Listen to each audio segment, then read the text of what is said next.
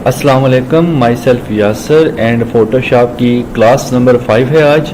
और इस क्लास के अंदर हमने लेयर्स के बारे में ही थोड़ा सा डिस्कस करना है। इससे पिछली क्लास के अंदर हमने देखा था कि लेयर्स को किस तरह से मैनेज करते हैं और काफ़ी लंबी क्लास थी।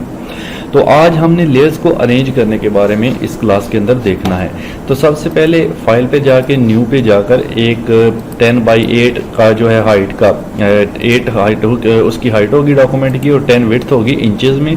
तो एक डॉक्यूमेंट बना लेते हैं। अच्छा, अब यहाँ पर कुछ यहाँ पे मैं शेप्स बनाऊंगा, लेकिन ये शेप्स मैं आपको डिटेल में इंशाल्लाह आने वाली क्लासेस में करवा दूंगा। अभी के लिए जस्ट आप इसको ऐसे ही रहने दें जैसे मैं बना रहा हूँ, ठीक है। जस्ट आप देखें, क्योंकि ये इस वक्त जस्ट समझाना आपको मकसद है और इसमें मैं कलर भी डिफरेंट थोड़ा सा रखूँगा तो समझाने के लिए। असल में कुछ ना कुछ शेप्स हमारे पास होना ज़रूरी हैं, तो इसलिए ये सारी चीज़ें होती हैं, ठीक है। तो मैं यहाँ पर एक और शेप यहाँ पर ड्रॉ कर लेता हूँ कुछ इस तरह से। तो आप देख सकते हैं यहाँ पर लेयर्स भी बनती जा रही हैं इनकी, ठीक है। अलग अलग तकरीबन ये लेयर पे बन रहा है। और यहाँ पर अगर मैं इसको यहाँ से ग्रीन कलर में कर दूँ, ओके, तो ये हमारे पास अलग अलग लेयर्स बन चुकी हैं इनकी, ठीक है। उसके बाद एक और शेप अगर आप लेना चाहते हैं तो ले लें। यहाँ से मैं एक और शेप बना लेता हूँ कुछ इस तरह से, और इसका कलर मैं चेंज करता हूँ कंट्रोल बैक स्पेस से, ठीक है।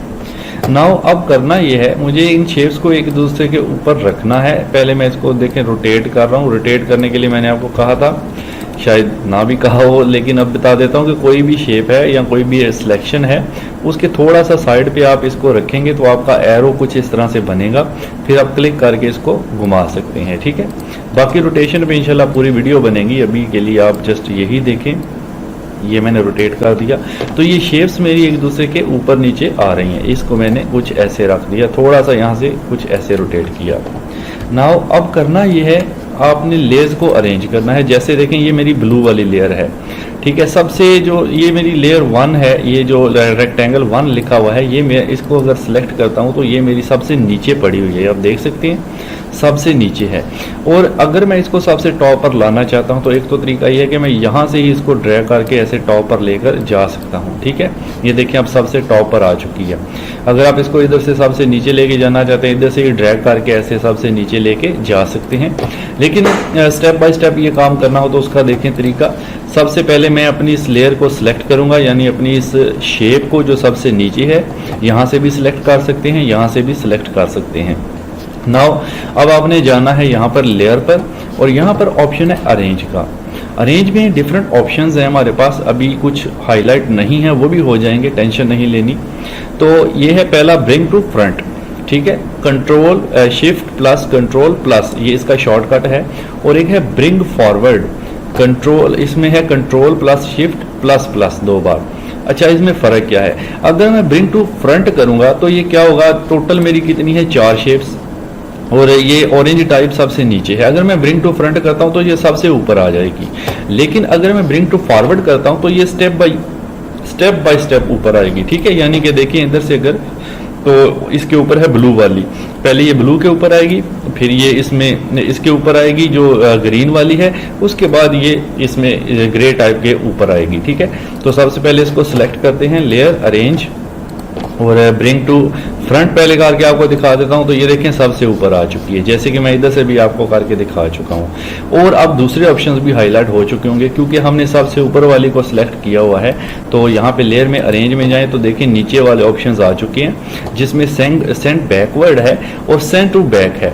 अगर आप सेंड बैकवर्ड करते हैं तो क्या होगा, जैसे मैं क्लिक करता हूँ तो देखिए ये एक एक स्टेप पीछे जा रहा है, ठीक है। अब ये पहले वाली दूसरे वाले के नीचे चला गया। मैं दोबारा से जाकर अरेंज में सेंड बैकवर्ड करता हूं तो ये ग्रीन के नीचे चला जाएगा।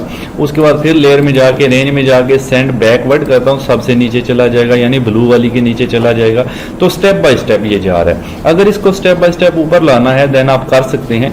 इसको मैंने सिलेक्ट किया हुआ है सबसे नीचे वाली लेयर को। अब लेयर पे जाएंगे, अरेंज पे जाएंगे और ब्रिंग फॉरवर्ड कर देंगे। ब्रिंग फॉरवर्ड का मतलब है स्टेप बाय स्टेप। जब इसको क्लिक करें देखें एक स्टेप ऊपर आ गया, या ब्लू वाली से ऊपर है और ग्रीन वाली से नीचे है, ठीक है। यानी ब्लू और ग्रीन के दरमियान में है हमारा ये orange object.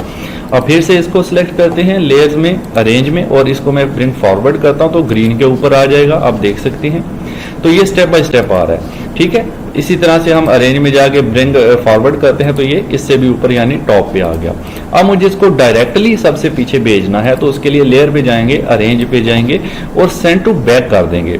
Send to back करने से डायरेक्टली ये पीछे चला जाएगा, तो जितने भी ऑब्जेक्ट्स होंगे सबके पीछे चला जाएगा।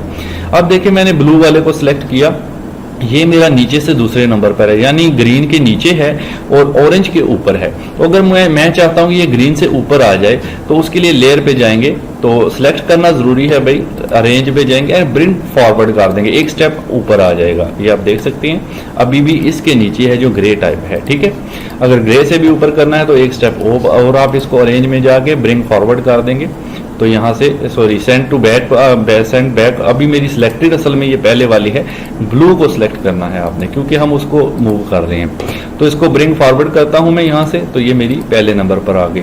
तो इस तरह से डिफरेंट लेयर्स को हम अरेंज कर सकते हैं एक दूसरे के ऊपर नीचे, यहाँ से भी कर सकते हैं। जैसे कि मैं ब्लू वाले को इसके नीचे करना चाहता हूँ, जस्ट ड्रैग एंड यहाँ से ड्रैग करें, ये देखें इधर से इसके नीचे आ चुका है।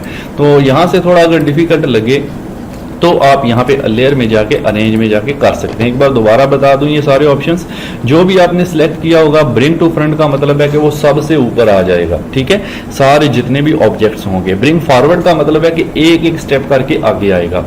एंड सेंड बैकवर्ड का मतलब है एक एक स्टेप करके पीछे जाएगा। और सेंड टू बैक का मतलब है कि डायरेक्टली सबके पीछे चला जाएगा जितने भी ऑब्जेक्ट्स हैं। एक बार फिर देख लें, ये ग्रे कलर सबसे ऊपर है, इसको मैंने सिलेक्ट किया, सबसे पीछे लेकर जाना है, layer, arrange, then send to back. Okay, तो ये सबसे पीछे चला गया है। तो इस तरह से हम लेयर्स को अरेंज करते हैं। क्लास हमारी आज की छोटी ही है और इसके बाद मैं आपको लेयर्स को अलाइन करने का तरीका बताऊंगा।